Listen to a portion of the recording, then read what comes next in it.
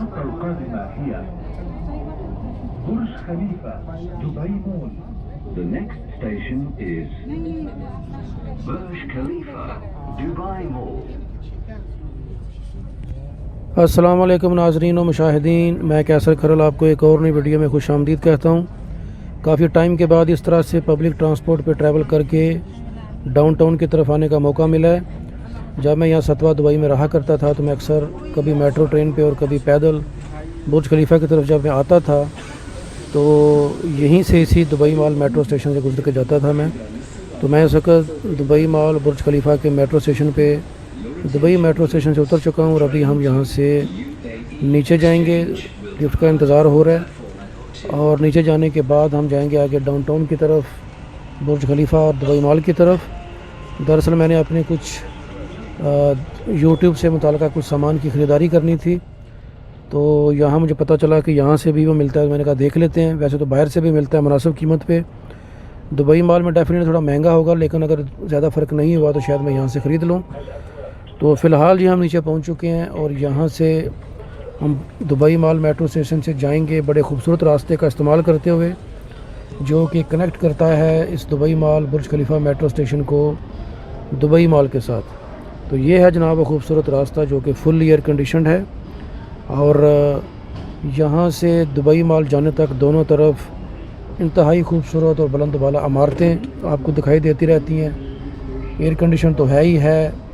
और अगर आप मेट्रो के ज़रिए यहाँ पर डाउनटाउन में आ रहे हैं तो इसका लाजमी इस्तेमाल करें। अक्सर लोग स्टेशन से बाहर निकल जाते हैं सीढ़ियों के ज़रिए और उसके बाद आगे पैदल जाते हैं।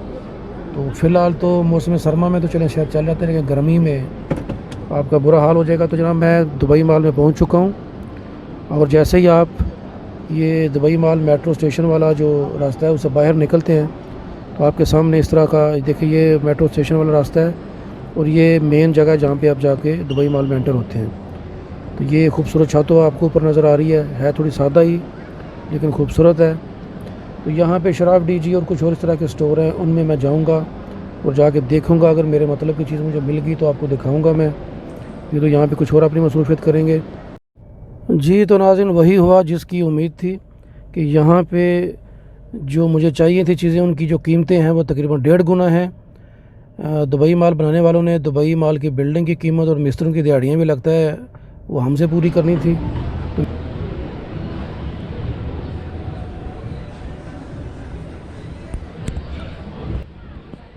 तो जी अब यहाँ पे आए हुए हैं तो थोड़ी चक्कर गेड़ी भी मार लेते हैं।